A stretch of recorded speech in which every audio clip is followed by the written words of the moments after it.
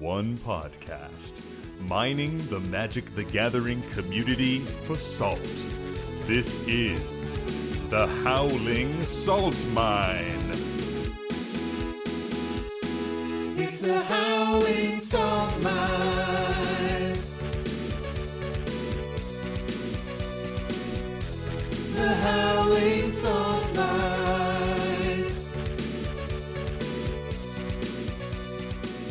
Well, welcome back, everyone, to another episode of the Howling Salt Mine podcast, the podcast where we delve into those salty mines of the Magic the Gathering community, find the salty stories, the salty posts we love, and put them into our mine cart gingerly and carry them lovingly up to you, our dear prospectors at home. And as always, you know, it's me, your host. I'm Sam, and I'm here with Tony and Mike. Say hey, guys.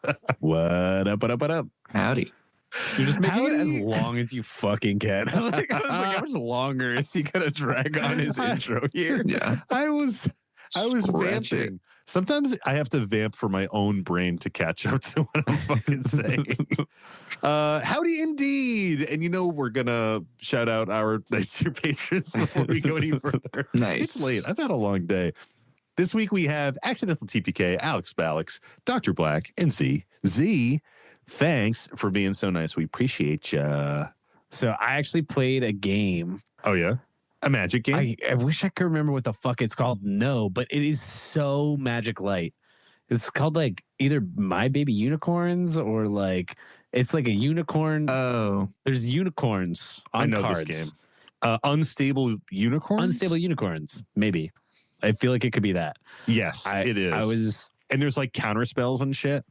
Yes. There's Okay. called nays. Nope, right? Sorry, Nay. not to steal your thunder, but You are stealing my thunder, but it's fine.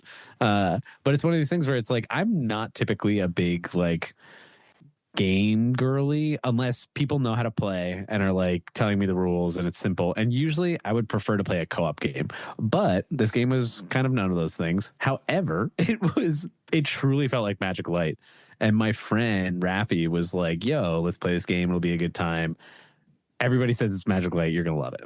Yeah. I was like, I'll be the fucking judge of that. and then we played it. I was like, this low-key is Magic Light. And there was actually interesting stack interactions that were happening. And I felt like such a fucking tryhard. His poor wife was like, what the fuck is the guy like trying to do right now? Because like she's trying to do stuff on her upkeep because in essence you have an upkeep in this game. And I was like, well, all those triggers go on the stack. So I think actually you're going to get totally fucked right now. The classic Tony line. It's on the stack. Like fucking like literally, dude. That's amazing, dude. But it was interesting because as I was playing it, I was like, oh my God, if I wanted somebody to play Magic the Gathering, this is totally a path into it. Oh, yeah. There was this interesting aspect of it's like sacrificing things from your board versus discarding from your hand. And they kept like kind of not quite getting that or like forgetting which was which. And I was like, this is so simple to me because like I'm sacrificing a permanent that I have versus discarding can you from my fucking pay hand. attention to the game that's going on right now? Sorry. But yeah, so I played that game. It was super fun. And it was really quick too. Like it wasn't that hard to like pick up and learn and play. And I feel like I love those types of games. And it's multiplayer, right? Isn't it multiplayer? Yeah, you probably could play it 1v1, but I think you can play it up to like 7 or 8 people or something like that. Okay. And the only thing that changes is how many unicorns you need in your stable, which is like your play area, in order to win if you have more people, because there's just like not that many in the deck. But there's like the broken gameplay is coming abilities and back to stuff. me. You're basically like assembling abilities and things as you go, but it's a super fun game. I played Unstable Unicorns at PAX East. Oh, okay. Like maybe 7 years ago or something. And you're totally right. Like that game rips. I remember the counterspell element of it like very strongly. Yes. And as soon, like the game was very basic. And as soon as the counterspells came out, it was like, oh, okay, holy shit. Like this game is actually kind of crazy. And like people started like hoarding their counterspells and having these turns where they were just stopping everything you were doing. And it's very fun. It's like very, I think you're totally right that it like, if you wanted to hook someone on Magic, that could be a gateway drug. easily. Yeah, if you wanted to like get them there and be like, this is a starting point to get into this game that I know and love, that will be less painful. And you almost suss it out, right? You're like, how do you deal with this? Because if you like this, then I can introduce you to something 10 times more complex. Yeah, and 10 times more salt-inducing. Yeah, for sure. What if you could neigh in more ways? Yeah. Dude, the neighing was so brutal. There's a couple cards that I played, and they know because they've played it before that they're like, no way, like somebody's got to neigh that because it's like it's like, too this is fucking powerful. broken. I was like, what is this fucking magic? Like, what's going on right now? Like, some countering my politicking. shit. You're like, let's just draw. Let's actually just draw this round. I'm not going to neigh. I don't want to kingmake. Well, so that literally happened towards the end of the game. We're getting towards the end, and I'm like, I feel like if I do something right now, I'm kingmaking because I'm going to put one of the two of you in a commanding position, most likely.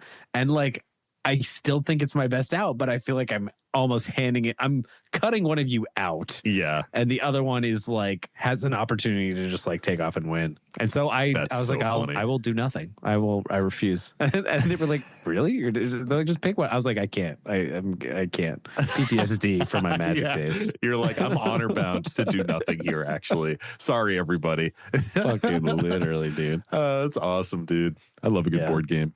Yeah.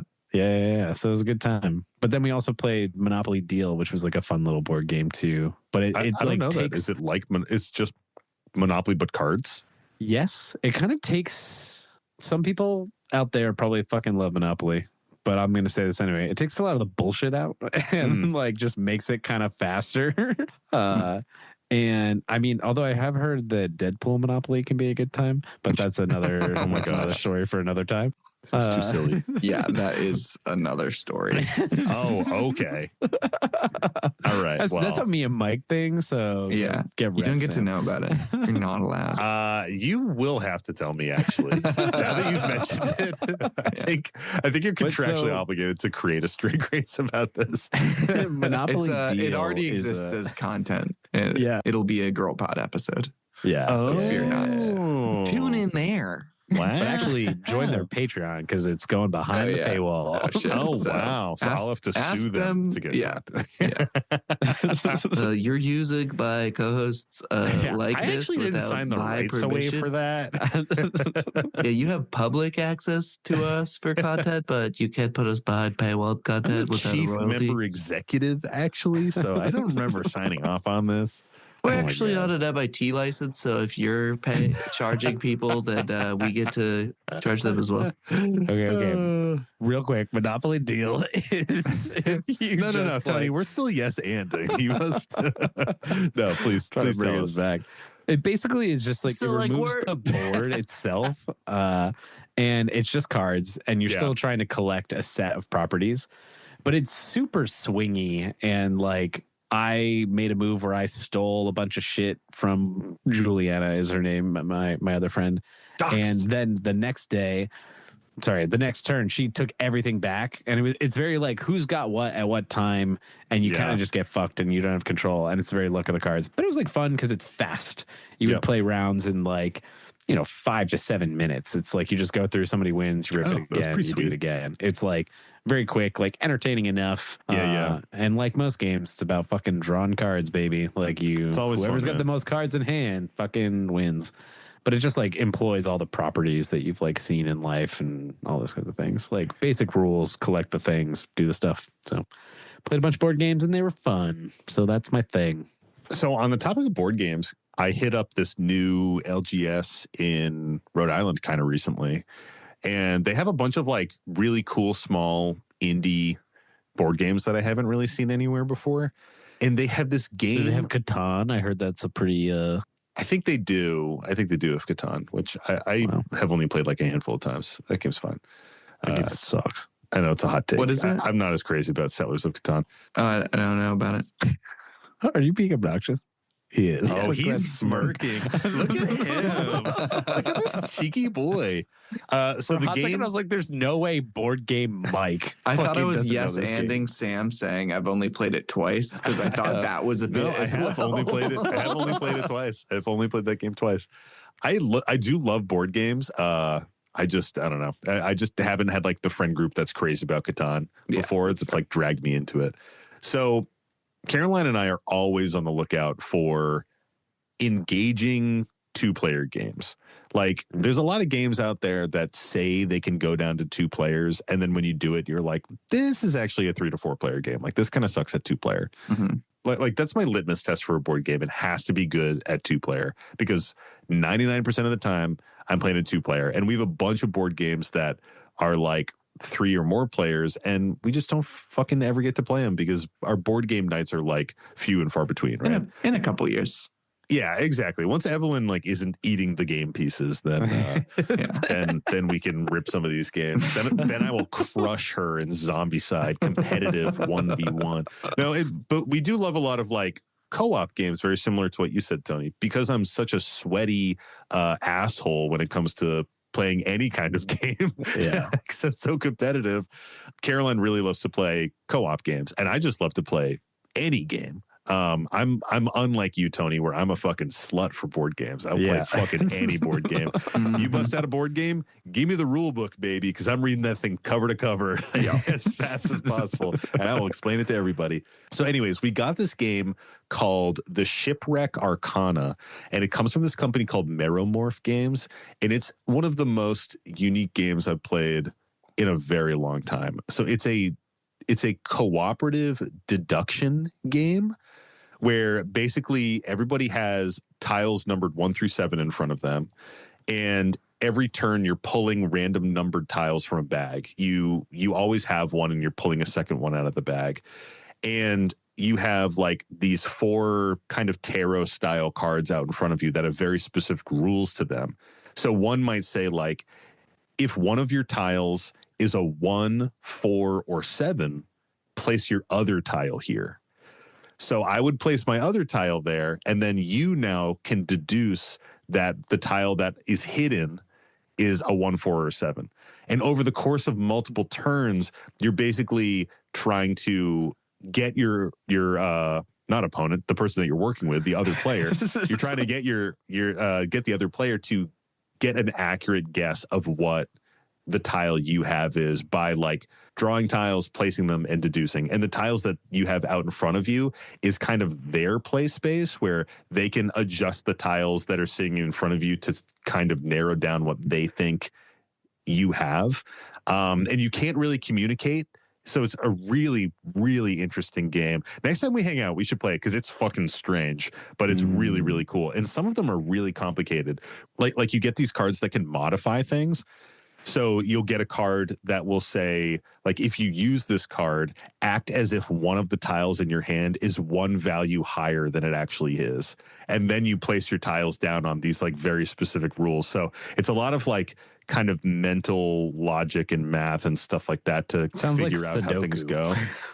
It does have some, like, kind of Sudoku deduction elements to it. I'm transfixed on Sudoku. It's fucking wicked fun, man. If you want something that's fun, engaging in a different way, and you're looking for a solid 2-player game, check out the Shipwreck Arcana. And it does go up to like 5 players too. And it's pretty fucking quick.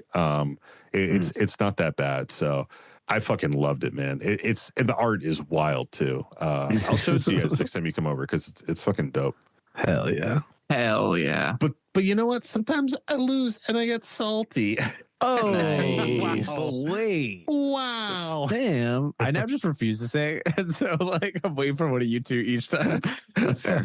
That's fine. That's totally fair. What is salt? Great question, Tony. And thank you for asking. Salt is... I also think that was pretty, like, the way I asked that time was like... It's one of the best you've ever done. It is. Yeah, it it's really pretty was. good. I want to highlight that real quick. Just in case, could we get a second take? But this time your motivation is that you're like, the salt killed your family. Oh God. I have to go to such a deep, dark place, Samuel. I panicked and I just said something really depressing. How about like the salt knocked over your drink? You know, like you're just mildly. I just went to. I hope for the folks at home. You just- and you should we just- realize how you just deep I was emotionally about to try went. and go. Yeah. and then I was like, Mike, you don't have flipped to me do all the way that. back there. So I feel like I'm on an emotional roller coaster right now. So at first I was gonna say, "Oh, you guys should give me like what the mood is every time." You should never do it again, but I will do it this one time. Sam, what is salt?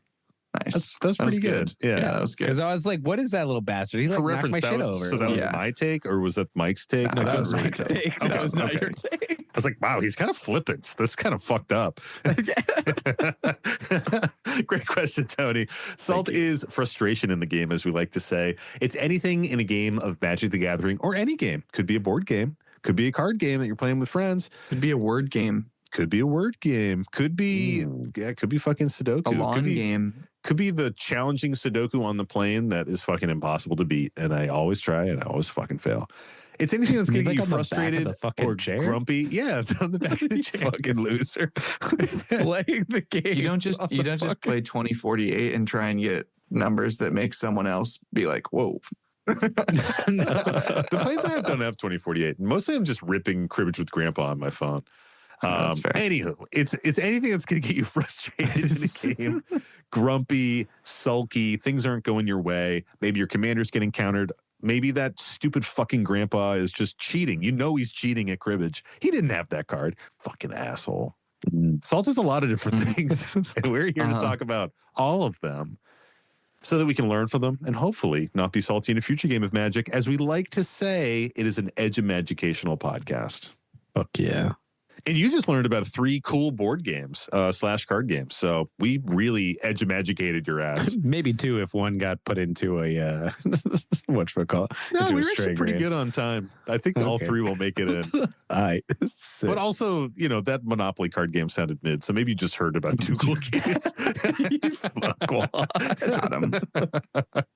All right. Let's jump in to our salty bag. Is it really a bag of salt? Is it more? It's a wheelbarrow. It's a mine cart full of salt, It's right? a Morgan can. It's been a minecart the whole time. We take the salt and put it in our mine cart and bring it right back up to you, our dear folks at home. Gingerly, apparently, as per the opening of this episode, I mean, which I was gonna question, but we the opening crushed took right so through it. long that I didn't have the time. I mean, dude, you know, look at my hair color. I do everything gingerly. Am I right? Nice. Except that it's got a lot. I got a lot of grays in there these days. Hey, give me how about gray? That's a good search term. Ginger. Let's do that. Is there anything? Oh, there is one, dude. Are you Nice. kidding me? Wow. Nice. Oh, wow. There's a wicked fucking long one. Are any of them short these days? For fuck's sake. No. Everyone is cruel. I feel like we fucked ourselves over in that regard. Yes. We just get the long ones, man. And when they're submitted, people are like, I must extract every. Yeah, This is the quill. The moment. quill is lighting on fire across the page. You know. Yeah. This is the Got a little Hasselhoff in here? yeah, a rare show tunes yes and from Sam. Yeah, for real. What a treat. What a treat. Okay, this one comes to us from our buddy Gray Griffin. And this post is titled, So Salty, I Apparently Can Only Be Unbleeped in the UK. Blimey. All right, let's jump into it. Hello, Sodium Edumagicationers. It's Gray Griffin. The U.S. doesn't recognize the jurisdiction of the ICC, so I haven't been extradited for the two-headed giant game yet. Oh, yeah, Gray Griffin's had a bunch of salty stories in the past on here. I think Gray Griffin's one of our OGs from Reddit. Hell yeah. We're still here slinging spells at dangerously large tables. Don't do that. In order to freshen up the pod, we all decided to play a Precon Progression League. Bring a non-Masters Precon to the table, and you get a slim $5 per 2 weeks to tune it up. Very cool. That is cool. We've got enough participants to fill 2 whole pods. As a prologue to this, I'm having some health issues that are making me feel rather fatigued lately. So I'm pretty emotionally flat when I arrive for the game. I'm sorry to hear that, dude. I'm playing Zinnia into a 4-player table. It feels like a back and forth game, but my deck is definitely not cooking. Turns out 1/1s are bad into Massacre Worm. I'm quietly I'm quietly lamenting that I had chosen a deck that was going to be fighting an uphill battle for the next few months. The winner of the game, let's call him Lot's wife. Some biblical references, baby. LW for short, is on Miss Bumbleflower. He was nervous coming into the league with Group Hug, but I and others assured him that Bumbleflower was gas. Stack up the +1/+1 counters, spin those ears like helicopter blades, and crash through with the base 5 toughness. Through the game, Lot's wife is hemming and hawing about a card in his hand, saying he doesn't like it and it's a feel bad, and one of the first cards he plans to put on the cutting room floor. However, the game is dragging on at some point, and he eventually slams down Simic Ascendancy. We all know it's a problem, but precons are notoriously light on enchantment removal. I luckily have an answer on board, but before I have a chance to clone my Angel of the Ruins, it eats a Swords to Plowshares. It stacks up the counters, and Lot's wife casts Bird Fairies Perch Protection to phase out. We take, it is kind of Teferi's Protection, Bird Fairies Protection. We take a moment to dig through our deck list for any damage can't be prevented effects, but find nothing. It's GG. By this point, I'm feeling pretty beat, but decide to fall in with the players who stick around for a second game with our normal decks. I haven't brought out Falco Spara in a while and want to just tick up some dice for a bit. LW brings the third doctor to the table. It's a big, tramply pseudo-Voltron list that makes a bunch of food tokens. The other players bring pretty typical stuff, vampires, dragons, and one spooky Ovika deck. Early in the game, my deck is kind of going off, with +1/+1 counters all around, proliferating, drawing cards, all the good stuff. LW is going off, but not as hard, generating a bunch of food tokens. I look to my right, Dragons needs a bunch more mana to get going, and has basically no board. Ovika is stuck on 2 lands. I look to my left, and there are a bunch of weedy flyers, and then LW and his commander slowly getting bigger. Not wanting to get too aggro on anyone, I swing my ground creatures into my flanks to keep life totals tame and swing Falco Spara into LW as he doesn't have a flyer. This process repeats for 4 turns as Falco Spara gets bigger and bigger with more and more shield counters, and nobody can answer him. Big ground boys to tempt chump blocks onto the other players, and Falco into the player where the skies are clear. I am semi-conscious at this point, just eyeing the board for relevant changes and ticking up my shiny dice and attacking, and expecting it to, at some point, stop working. I looked up from my shiny dice and blearily told him that Commander could explode into relevant power and unblockability with no warning, as I knew Rogue's Passage and Whisper Silk Cloak were both in the deck. I didn't get to mention that his food synergies made a commander damage kill the surest thing before he accused me of being unreasonably salty from his win in the first game and killing him out of revenge. We asked if he was going to leave, and he said, and you might have to bleep this, yes, because Grey Griffin is a cunt and killed me. Dude, I play a Quain deck with Folio of Fancies, Rule of Law, Winter Orb, Sunder, and a copy of Black Vice and Viceling as the win con. I dipped my dagger into the treacherous poison of Group Hug before your first precon became a modded precon. I could give less than half a shit about you assembling a reasonably worked for alt win con. Good on you, dude. What was I supposed to do? Throw my commander into the swarm of vampire bats and get his shield counter shredded? Not attack at all out of some magnanimity that would get a blunt stage rapier from the BBC's prop room aggressively punched through my trachea later in the game? Come on, LW. You're also playing a growth commander with trample, and you played Sir Ginger into my Super Friends deck. What did you expect? Ginger. Ginger, bing, bing, found bing, it. bing. But I was too wiped out to make any sort of reasonable argument and did not have the energy to try and reel it in. I just shrugged and said, you're playing Voltron and you didn't have a flyer. After LW stormed out, the board got wiped, Falco died to some kind of edict, and I eventually lost the game, but it was a good game at least. However, LW is, as the name implies, a pillar of salt. Nice. I think he was projecting because he felt like Simic Ascendancy was somehow unfair, but I don't trust him to be at all rational about this. I'm worried that LW will come at me in later games in the Precon League, and I don't want to deal with a target on my back because my meds were making me sound apathetic, especially since my deck kind of sucks. Do I just board up to deal with the constant Bumbleflower aggro, or do I just hope he chills out? That's the story. Thanks, Grey Griffin. For the folks at home, that was probably much cleaner for you, but it was a journey for us to get through. Okay. For the folks at home, sometimes I will misread something, maybe a few times in a row, Mhm.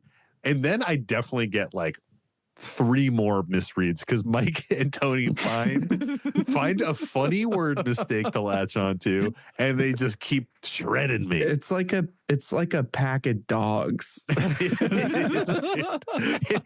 like a like lion. sharks smelling blood in the water. It's like a lion trying to make a meal of like a fresh kill, and then 2 hyenas just nipping at his nuts. But they keep getting it and then running away. They keep chopping my balls over here, dude. Let me have my kill. Oh man.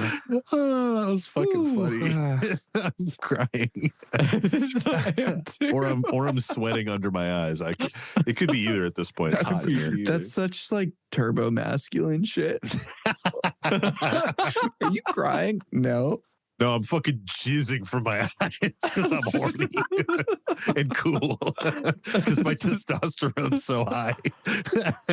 Oh man. Okay, so the question here is I just killed Mike. I just defeated Mike. He's fucking dying. I haven't cried since puberty. I've just been jizzing from my eyes. It's been sadly coming from my eyes.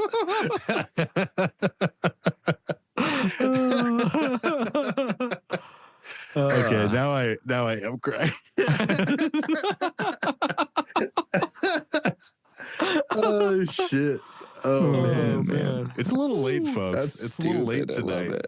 We're a little punchy. Damn.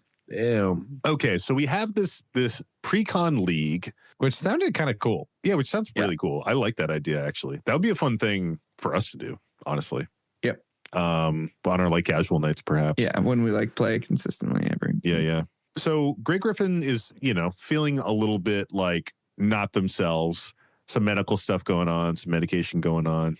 And they have this first game with LW. And, LW plays a Simic Ascendancy and wins with it and feels a little weird about it. Move on to the second game. They're just kind of going through the motions. But this does happen sometimes where you're just kind of apathetically playing. You're just sort of going through the motions with your deck, but you are like generating value and kind of kicking ass. And maybe just not fully realizing who you're sending your attackers at. Like, I feel like we kind of had a game like this the other night where we were all a little bit tired and just kind of like attacking and all just beating up on Nick. No. Nick was fucking at, like, open. That was his fault. Yeah, maybe that was it. But there's a point where Nick was at like he was 8 life, available and the rest to was at smack. like 30. And it was like, okay.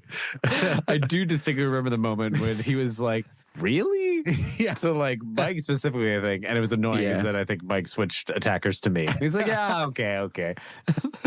So, I mean, that does happen. Sometimes you're just going through the motions. You're not really looking at life totals. You're not really looking at other boards. You're like, hey, I have a flyer and you have no flying blockers. So guess what? I'm going to attack you with my flyer every single turn because there's no reason not to, This person kind of salts off, gets out of there, and is a grumpy Gus about it. So there is a question at the end here. Like, we can talk about the salt and all that kind of stuff, but there is a question here, which is, they are fearing retribution from this player, specifically fearing retribution in the league that they're playing. Do they just deal with it, or do they hope that they chill out? I mean, I don't even know if this is really the kind of salt that like lingers, but they did scoop and storm out of the LGS, which is kind of like heavy when it comes to salt, Yeah. It feels like one of those things where sometimes it's hard to do, but I feel like your words are effective. And like, if you get partnered up with them again, I guess that's the thing. I don't know if like you play with the same pod every week too. Yeah, it sounds like there's 2 pods, so they probably like shuffle a bit. Some kind of shuffling.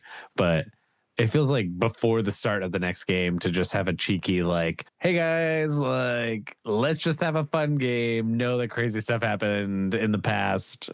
Let's just have fun. And like, but try and ham it up a little bit. You can't like say it in a serious way because then I think some people, and me included, would be like, fuck you, like last time you did. But if you're like kind of quibby about it and you're like making a joke and be like, hey, let's just have a fun game. I'm like, yeah, you're right. Yeah.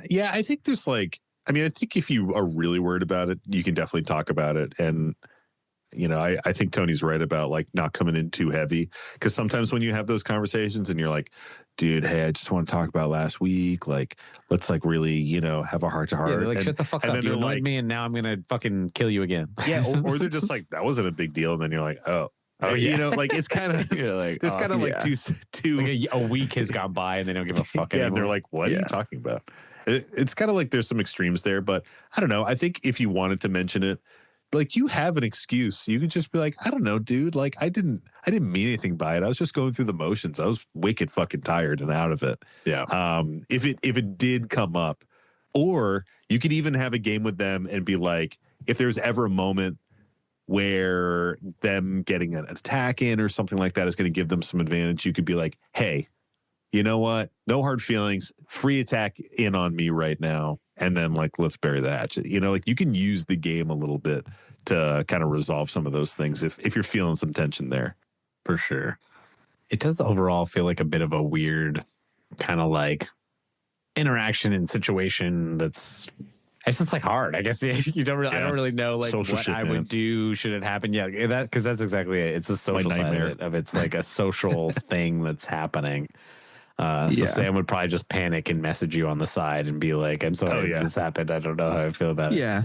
I would panic text you at like 2 a.m. that night because I wasn't sleeping. And I'd be like, hey, just thinking about the game. No big deal. But hey, I'm super sorry that I smashed your shitty deck.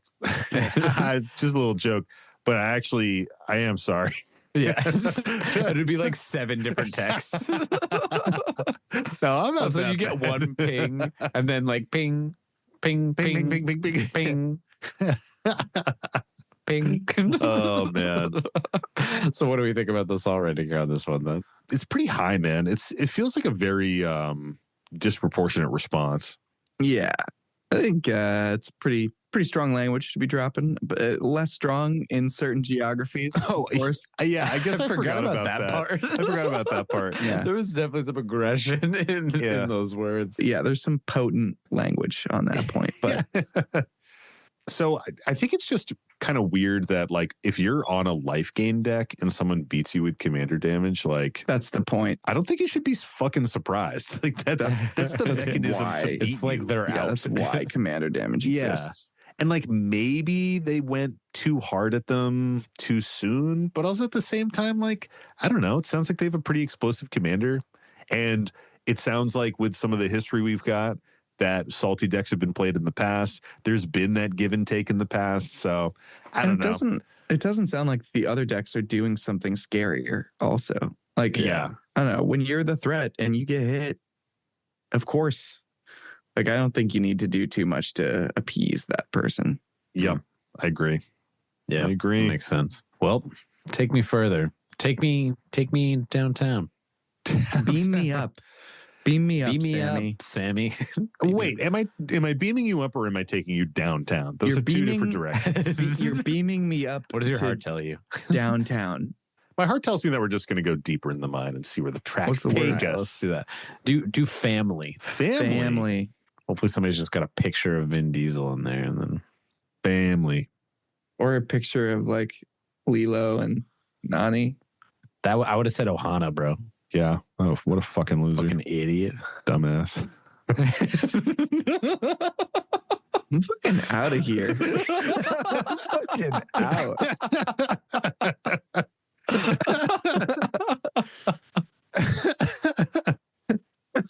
Okay. We have one here. This one comes to us from our patron, Terry Tags. Thanks, Terry. Hey, pew, pew, What up, pew. dude? Nice. And this one is titled Learning to Lose Gracefully. And so it goes. Hey there, guys. I've been spamming your Discord for long enough that I felt it was time to contribute my own salty story. This happened back in 2013 when my son was 11, and it's about me teaching my kid how to play Magic with 1v1 EDH. Fair warning, this might sound a little heavy at first, but you'll see why this is relevant to the salty story very quickly. My son is a high-functioning autistic kid with pervasive development disorder. He was struggling with behavior at school due to his issues and the family stress he was under because I'd just gone through a divorce with his mom. He'd recently been suspended from grade school for pushing a substitute PE teacher who wouldn't let him leave his PE class. This is relevant because at the time he had an awful time with the concept of competition. He hated to lose, like many kids, but he hated even worse to be on a losing team, especially in PE in front of classmates. He would have a full-blown tantrum whenever he or his team would lose. So one of my custody weekends, I decided I was going to give him something his therapist called planned disappointment, in quotes, by putting him into losing situations in a controlled and loving environment. So I decided to teach him 1v1 EDH. Our first game was between a Goblin Kindred Mono Red Cranko Mob Boss deck that I built him and the Talrand Sky Summoner deck that I had for myself. Oh my gosh. He's gone. That's about as much disappointment as you could plan for. Damn, Derek. After explaining the rules, the turn order, the mechanics of his deck, and all of his cards, we sat down to play at the kitchen table. He won.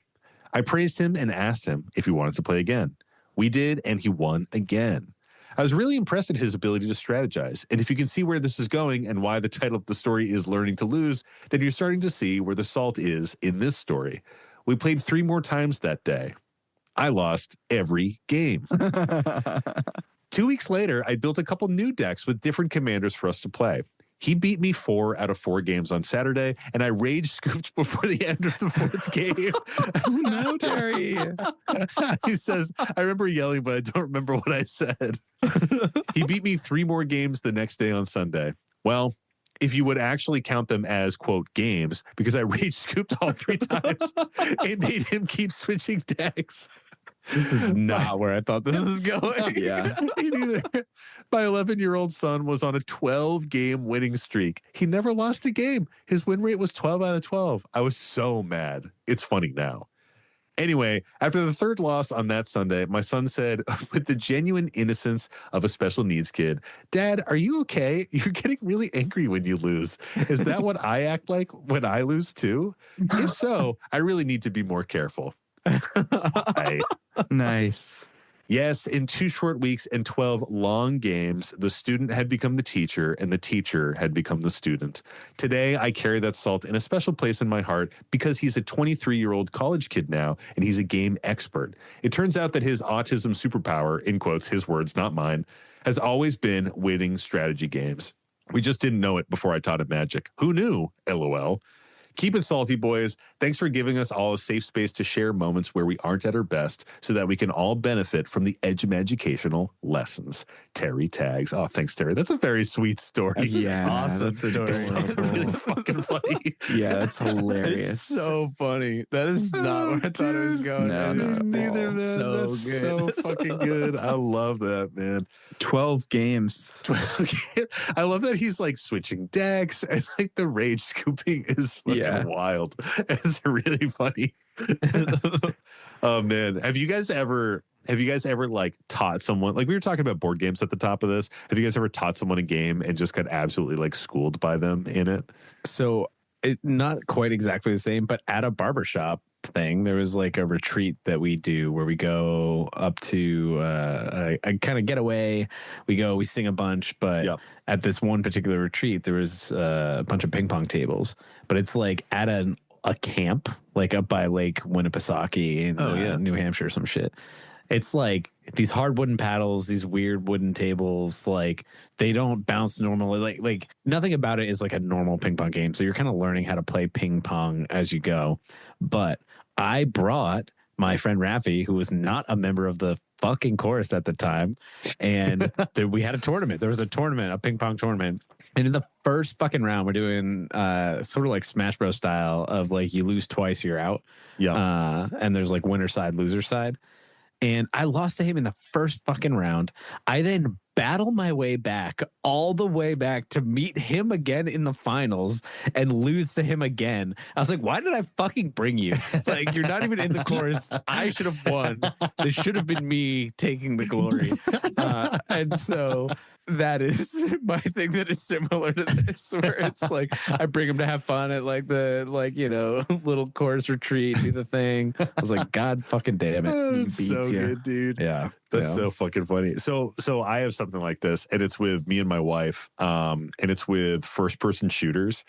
So my wife and I bonded a lot playing video games when we were first dating because we were both like pretty into games, but she was never into FPS games. And I was like a big Halo junkie back in the day. It was like all I played. So I was very, I had that like natural movement through a first person shooter. The controls felt very good. My thumbs were fucking solid gold, baby. Prime. And it was one of these things where, like, at some point, Carolyn started to kind of get into them. And I remember Borderlands was one of the first games that we played together. Specifically, we played a lot of Borderlands 2 and Borderlands the pre-sequel. Both fucking insane. Such good games. Amazing games. Like masterpiece level games. So Caroline and I are playing it together. And, I'm like, at this point, like, she's getting much better at FPS games, but I'm still like the guy with like, I am like, hell yeah. Like I'm carrying things, like I'm crushing it, but she's just so into the game. And it was, there's a period of time where she was like between jobs and I was working these like 12-hour days. And she would just like crush Borderlands all day. And in the span of like a week, she just became the fucking master of the game. Yeah. And would just be like, we'd play together and she'd be like, oh, you need to go over here. Like I was just following her around from mission to mission. And then every Borderlands game we played after that, she was just carrying me all the time. And I'm like, and it was totally like the flip where I was like, these games are kind of cool. And she's like, oh yeah, I guess they are kind of nice. And she's like, hey, you're like, okay, you need heals. Like you should actually kind of like go back there and I'll just take care of this boss. And I was like, okay. Like there are times, I remember there are times where I'd be like hiding behind a wall and she'd be like, don't worry, I'll just do it. And I was like, okay. It's so good, dude. Oh man. So I feel like the salt here, if there is salt, is wanting to like teach someone something and finding out that they're better at you. Yeah. which it's hard because it is kind of like a sugar break story because it's such a sweet family story that I really appreciate. But there's a little bit of salt there. There's a little grain. Oh, for sure. I think there's more than You're a little. scooping, but like, you're rage scooping week after week, dude. It's handled well. Like, but there's definitely salt. Yeah. I got nothing else to say. Like, is there a salt rating? I feel like it's a sugar break. I think it's a secret sugar break, but there's definitely Not even salt. secret. It just feels like It's wholesome salt. I don't know if it's sugar. Wholesome sugar It's a balanced, salt break. it's a wholesome. balanced diet right It's there. a balanced breakfast that kids and moms love. Yeah. Oh man, one well, last one. Another story. Yeah, let's rip it. Let's do it.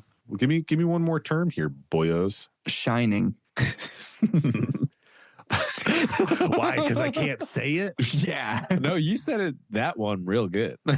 You just said it like 20 times. The fans at home didn't get to hear the Is other there like anything? 19 times. There is one. Nice. They may hear it. So this one comes to us from our buddy Mac Wheezy. And this post is titled Kingmaker Supreme. Queasy. And not McQueasy, Mac Wheezy. Easy. And the post is titled Kingmaker Supreme. And the story goes, hello, my salty miners. This story comes out of a home game I played with a pod of all friends that I got into Magic with. At seat 1, it's me on the Mirko Precon with about $10 to $15 of upgrades. At seat 2 is the player we'll call... At seat 2 is the player we'll call Meat Rider on a Will Health zombie deck. Seat 3, the B-Man, was on Captain America, and seat 4, surprisingly didn't get fucked, was Cheetahs on an upgraded Hackball deck, or Hawkball. How does it come up so fucking much? I don't know. That video episode hasn't come out yet, though, so I'm trying to like dance around it here. We can't be making references to an episode that's going to come out in 2 months. Two things for a little bit of context for this game. B-Man had warned me that his new deck can really pop off if it gets going. And 2, Meat Rider is an absolute Marvel Cinematic Universe knob slobber. No more context. No additional context needed. None needed. I'm sure that's going to be very important to the game. The game starts, and I get a turn 1 Blade of the Blood Chief, and 2 turns later, run out Mirko. Turn 4, B-Man gets a pure steel paladin out, which I correctly identify as a problem. It comes back around to me, and I put out a ravenous chupacabra targeting pure steel. Chup. The next turn, I draw a Black Sun Zenith and cast it X equals 5 and get about 20 +1/+1 counters on Mirko for all the chaff that I kill. After that, I go to combat and get 21 commander damage on B-Man. The game continues on, and Cheetahs suddenly drops a Colonian Hydra onto the board with at least 30 damage with counters alone. He passes to me, and I say, apologies, Cheetahs, but you kill everyone if you untap here, and I swing. He plays a bounce spell on Mirko, and in response, I cast an offer you can't refuse, feeling real confident about the play. When all of a sudden, Meat Rider declares he has a response to my counterspell in a removal spell. I look at his board and ask if he wants to let damage resolve first and then kill Mirko, because if Cheetahs untaps, he will lose, to which he says, no, because you didn't really let the Captain America deck do its thing. At this point, my salt levels are rising to insane levels, because looking at his board, he had an infinitely better chance of beating me in a 1v1 as opposed to Cheetahs. So I tell him, well, you seem like you want the 1v1 with Cheetahs really bad, and I scoop up and pass to him. He then dirtles around, draws a couple of cards, realizes he has no attacks or game actions, and passes. Cheetahs then turns all of his creatures sideways and shits all over Meat Rider, as expected. But, but instead of feeling catharsis, I found myself salty as all fuck and explained to him that if he wants to kingmake someone else just to fuck me over when variance finally shines its light on me, then I will have to take him out first in games going forward. He agreed, and the next game I made certain that he was the first man out. Smiley face emoticon. I await your just decision on whether my salt was justified or not. And for some nice post-salt aftercare, this group of friends and I still get together weekly with this group for Magic. And to this day, we all look to Meat Rider when commander damage is coming our way to see if his Kingmaker lightning will strike twice in the same spot. Love all your salty content, and thanks for reading. Oh, that is a great story, Mac Weezy. Thanks, Yeah, dude. it is. Okay. Ugh. To me, so this is my read on this. To me, this feels like Meat Rider made the wrong play, was questioned, and just came up with a reason to stick to their guns. I think sometimes players are very hesitant to pull back like a mistakenly cast spell and just come up with some excuse to leave it there. And they're, oh, well, my deck didn't pop off. Oh, you did this thing. And then they just fucking lose, right? Like, it feels like maybe they knew, but got fucked up and just fucking lost the game anyways and stuck to it for some reason. Maybe. It feels chaotic, though. Maybe they think it's the right call. I feel like this pattern could have come from a game or two that we have played together. Of one player doing something and another player being like, I'm going to do this. And then being a little bit like, okay, but you can do that as long as we're all aware of what that's doing and who that is handing the game to, Oh my God. Fucking cry me a river. Just use your words, Mike. Just use your words, Mike. I'm using them. Are you right saying that Tony King makes me too much? Yeah. Yes. Maybe you need to have better answers. But, if you want but me I to think not it's do the it. same. I think it's the same. Maybe situation. you need the offer you can't refuse. I don't know. I think it's kind of like what you were describing, Sam, where like sometimes it might just be like, well, I made the call and like you're questioning, like, here are some reasons. But I also think there's sometimes where just it comes across that way, but like someone just has reasons and you just don't agree with them. And sometimes no matter what, you're just going to be on different pages with your threat assessment on something. And it sucks when you're on really different pages in a way that makes you lose the game and makes someone else win the game. And it's weird when that other person that wins the game isn't the person that made the weird decision. But maybe I'm getting a little too. What's that Crying over here. tasting? No, but all of this is to say, I think it's great that you can, as a table, make fun of this person who King makes. I think that Meat Rider did the right thing. Yeah. Stuck with his guns. It's like, hey, this guy's just, it's not their night. Exactly. And as long as that's a one night thing, then like it's good that it's kind of a fun bit. I still don't think it's a good fun bit, and I have capitalized many times off of Tony's misplays and Yeah. won. Oh my Well, the God. multiple night piece is not a fun bit. It's the one night thing. There's been like 2 or 3 times. These guys make it sound like I do this every fucking week we play. This is fucking bullshit. 3 times is a pattern. That's all I'm saying. 3 times is a pattern. I said And when you 2 can or point 3. at this and be like, that looks like this pattern, and then it does the He's pattern crying, again. folks.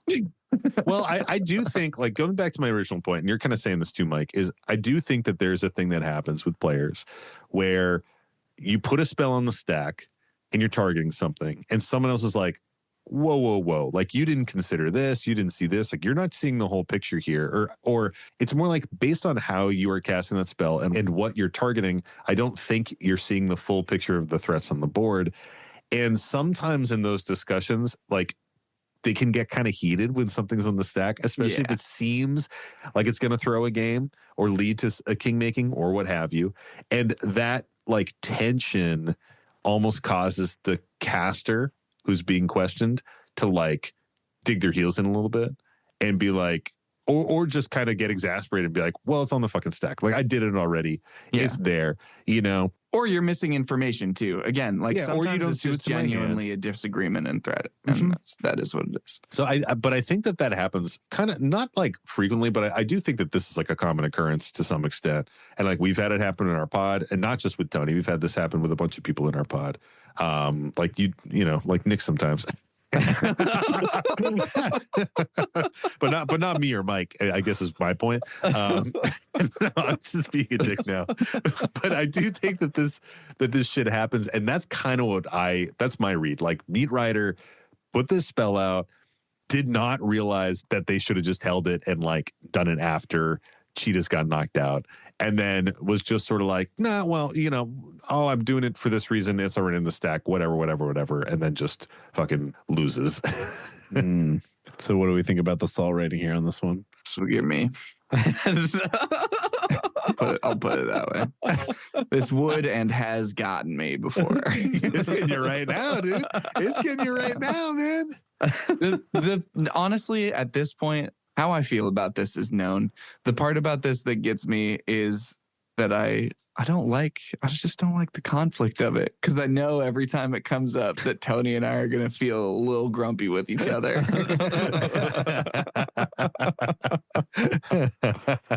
So you're saying whenever we have like a dull episode, I should just search for Kingmaking and read the story? Jesus.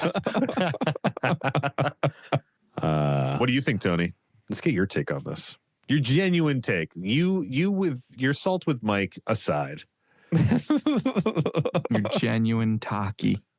I'll probably say the thing that I say when I'm in this scenario where it's like, we don't have all the pieces. Yeah. So I don't know if there's some reason they did it. It seemed like it was just a fuck you. It does. But it's like, it feels like this is more of a like playful fuck you with friends, not like a fuck you. If that makes sense. Given the follow-up, though, like it seems like, I don't know, that piece makes it seem like they do kind of realize that they were at fault, maybe, and then I think everyone kind of memes about it at this point. Yeah. So that's Mike's way of saying he's still right. I mean, so now I can't say anything. It's mustard. Yeah, I don't think it was right, like what he did in this moment. Yeah, I mean, I think plays like this are really fucking salt-inducing. When someone knocks you out and goes down to a 1v1 and then they just fucking lose, you're like, what? Why did you do that? Like, regardless of the circumstance, whether there's a misplay there or whether there's a misplay as obvious as this one there or some other circumstance, whenever somebody makes the decision to fuck over you, you lose, and then they just also lose, it does kind of bring up this thing of like, did you think that far? Like, did you really consider the board state? Like, what's going on here? Yeah. Is there something, maybe there is something that you saw that I didn't see, but doesn't seem like it because you fucking did nothing on your turn and you lost, you know? Like, this dude literally was like, draw a card. I got no attacks or game actions. I'm going to pass. And then died. I was expecting everybody to be taking game actions that improve their chances of winning, and I guess that's not what we're doing tonight. Yeah, exactly. Too. So I think it's definitely justified salt for sure. I think it's good that that salt has evolved into a nice, friendly, ongoing joke in your group. Because look at us. Look how friendly Mike and Tony are and how much they joke about it and how they both love it so much, you know? You could have energy so like fun. you could have a vibe like this every night. Well, is it that time of the week? Tony, I think it is that time of the week. Oh, but wait, what time is it? It's the time of the week that comes every week. Every motherfucking week, baby. It's the time of the week where we say, Mike. Mike. Uh-huh. What's the salty card of the week? Salty card of the week this week is Cut my life in 2 pieces. It was 40 life wants. Proliferation, all aggro. Don't let it up till you see my tears streaming. Fog is my last resort. This is from a metronome. I was just reading it and singing it live. So obviously Papa Roach, Last Resort, from our patron, a metronome. Thank you, dude. I was just reading it and singing it live, and I read through all the things, and then afterwards it just says, not my best work. Didn't we do this song also with different provided lyrics? Tony, does that sound potentially. familiar at all? I think we may have. When I don't know the song, You don't know it could Last be Resort by Papa Roach? correct. Wow. You just never, ever have even seen a skateboard in your entire life. You don't even know what a wallet chain is or Jinko jeans. I know what those things are. I don't like your tone. Well, thanks, Sam. That was a lovely salty song. Thanks, Mike. The salty card of the week this week is Crisis Incubation. Fuck is that? A card that everyone sees. Which everyone fucking knows. blue. Common staple. Everyone Almost experiences as common it. as that fucking song you just sang. That song is very common. It is actually very Yeah, well that's known. an incredibly well-known Uh, song. Yeah, it's You, like you will one get of, dragged. You'll get Yeah. dragged in the comments. you on are this going to one. get a little bit Yeah, dragged we'll on see. that one. We'll fucking see. It's 2, a green and a blue for an enchantment aura. Enchant creature. Enchanted creature can't attack or block, and its activated abilities can't be activated. But you can pay 1, a green and a blue to return Crisis Incubation to its owner's hand and put 2 +1/+1 counters on enchanted creature. Oh, okay. Why is this a salty card? Crisis Incubation. So, Sam, would this make you salty? I don't think so. It seems like really bad Imprisoned in the Moon. Like it's like 4 mana. Like there's better pacifism effects for less mana. I mean, In green blue. yeah, And with there's the better- ability to pop it back to your hand and like gain value and do So- bullshit so because that's you a have different a stupid piece. fucking Simic deck that's got 1,000,000 land. All right, you wait for your turn, please. So that's it. I mean, I think that there's just if I'm looking for that type of pacifism effect, I'm playing like Imprisoned in the Moon. I'm playing Kenrith's Transformation. I'm playing, that the one that like turns your shit into a tree. There's a bunch of other effects like this that are played all the time, a little bit cheaper, and they don't really make me salty. Like they're annoying. It's annoying when your commander gets put into a moon, but it's just like it's like Darksteel Mutation. It's just like removal that occurs and you're gonna see it in EDH because it's kind of a staple removal suite. Nothing really sticks out to me about this one other than the ability to bounce it and put 2+1/+1 counters on enchanted creature. I kind of wonder if there's like a combo there where then you're using the +1/+1 counters to like do something, but I don't know. Bouncing it and recasting it, you need fucking 7 mana every time you cycle it. I guess if you have infinite mana, you can use it to make all of your creatures infinitely huge. That feels so corner case. No salt for me. I cede my time. Tony? Cool, it's about time. I didn't fucking care anyway. I feel like... Actually, I have some more things to say. I feel like And my first point that I want to bring up, The Shining... Literally. I feel like this is used more in that infinite mana scenario. I guess is where my mind went. Like, because it's a lot to do the thing, but it feels like it's just not dead in your hand if you want to use it as removal. Yeah. But then also like this kind of infinite outlet.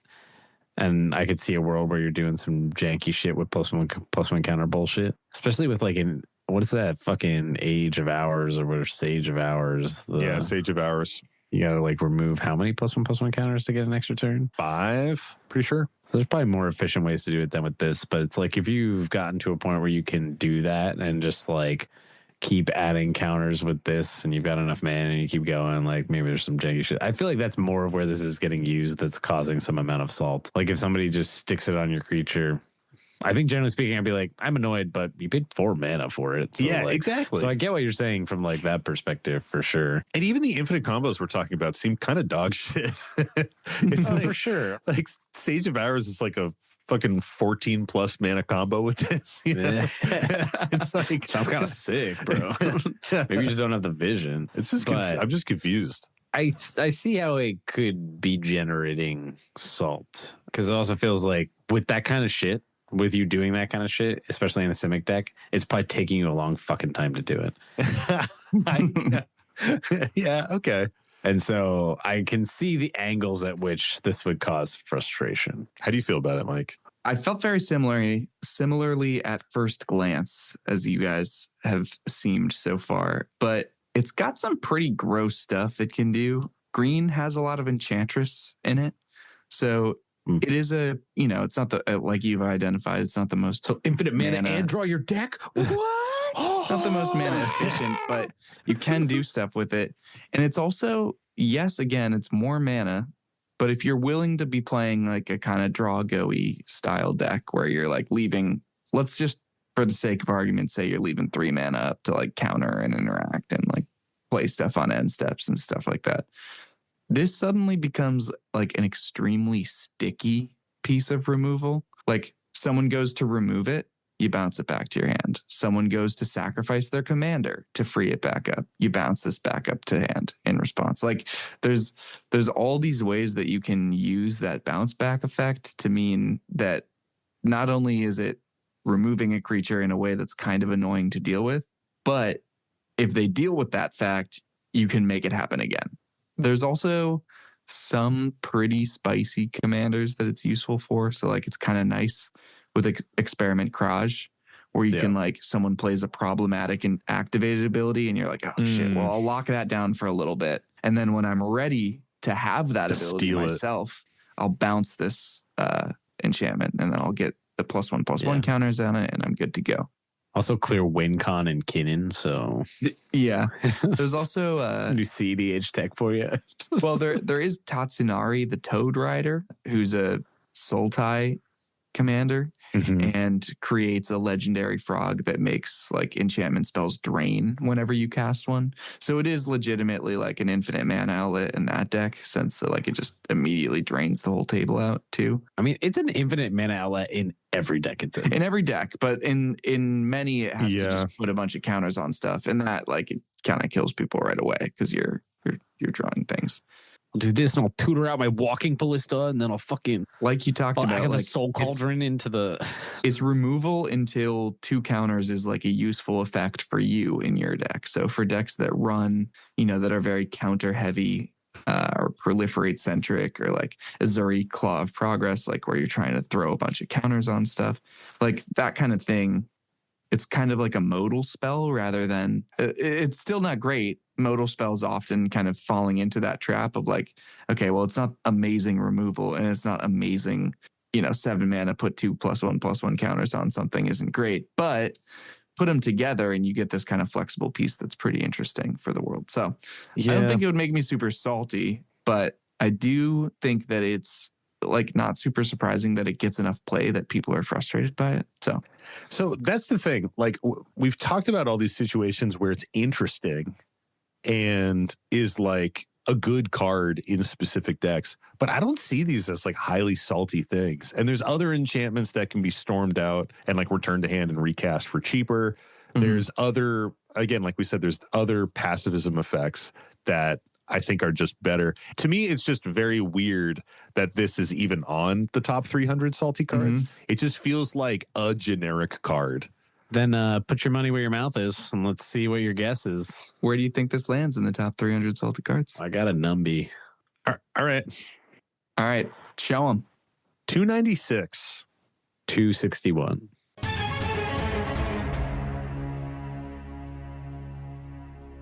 Sam takes it. Fuck. Simply Don't the tell me best. it's 281 because 281 Better was my than original. all the Nope, rest. it's 285 though, so you would have won. Damn it. Tony just king-making Sam again. Yeah. Thanks, Tony. The Venmo's on its way. Oh my Well, God. That was horrible. Yeah, 285. Interesting. This felt like a card that is just dipping its toe over the edge of 300. Yeah, just sneaking in And there. like just by pure variance somehow made it up 15 from the bottom of the list But here. that's literally what I think about, like 300 to 250. I agree. Like all of them are just in this, But like, even with that, I still think it's weird that this made it up there. Sure. I think if I saw this, if I was doing the salt voting and I saw this, I would just be like, what even is this card? I've never seen this card in my entire life. How many decks is it played in, Mike? I know we talked about Commanders where it's played. Just give us that percentage before we jump off this little. bet it's in 0%. It's in 0.03%. It's in. Oh. It gets funny when you start having like multicolor cards because the pool of decks that it can be in starts to go down. So it's only in 415 decks on EVH. Oh my right? God, dude. Yeah, 415. I'm surprised it even registers as I am too. I almost wonder if they math pro. updated their rounding. Their software. Hmm. Well, Huh. interesting. That's a weird one. Thanks for playing. That wraps it up for the salty card of the week. Thanks, Mike. That was a lovely salty card and a weird one. And thank you, dear listener, for hanging out with us at home and tuning in to the Howling Salt Mine this week. You know we're going to shout out our Salt Packet Plus tier members.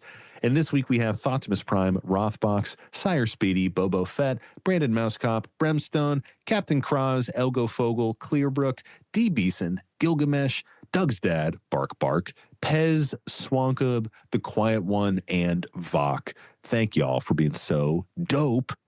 And thanks to everybody, because we love you. We love our prospectors. If you want more Howling Salt Mine content, check out our Patreon, patreon.com/Howling Salt Mine. That's where all of our bonus content lives. It's where our amazing Discord community lives. If you want to get into the core of Howling Salt Mine, that's where you're going to find it.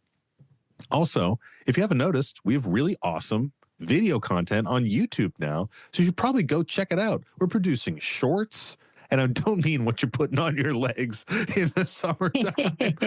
So we're producing some of those too. Yeah, we are. Well, we're not producing them. We're just wearing them. Maybe if you convert a pair of pants into jean shorts, you are technically producing shorts. So I am doing that this summer as well. We're also producing in the sense of like providing and or like displaying, you know. Oh, yeah. I do wear extremely short shorts in some of the upcoming videos.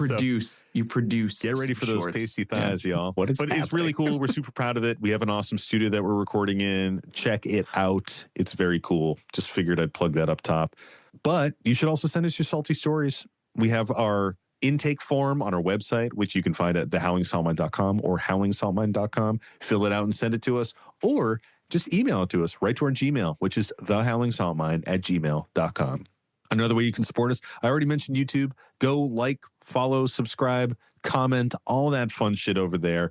But also check us out on Spotify and give us a 5-star review in your favorite podcast app of choice if you haven't yet. All of those things help feed into the algorithm and help grow the show naturally. We don't advertise at all. Everything is by word of mouth, meeting people at conventions, you talking to people at LGSs and like getting your friends hooked on it. That's how the show has grown. That's how we've grown for the last 3 years. And that's probably how we're going to grow for a while. So that stuff really goes a long way, and we appreciate it if you've already done that a lot. Really, it does mean a lot. Another way that you can support us is check out our merchandise. We have our shirts on Bonfire. We have our play mats over at Jank Mats. And if you're ever on the Dragon Shields website, use our affiliate code, Stay Salty, all one word, all lowercase, and you're going to get 3% off of your purchase there, or maybe 5%. I don't fucking remember. And I wrote it down once, and I forget every single time. Is it 5? That's pretty dope. It's pretty fucking sick. So use that, save some money. We're going to make a little money, and it's going to make the Dragon Shield folks super stoked that people are using that. People are buying the products. I mean, best sleeves in the multiverse, as they say. Another way that you can help support us is to go to Asheville, North Carolina, hang out with our buddy Devin Burnett, and get a tattoo because he designed our podcast art and he's a really cool guy. 10,000 subscribers are bust. Indeed. Well, thanks again for hanging out with us, folks. We really appreciate it. Stay salty and don't forget to draw an additional card during your draw step. It's the howling salt mine.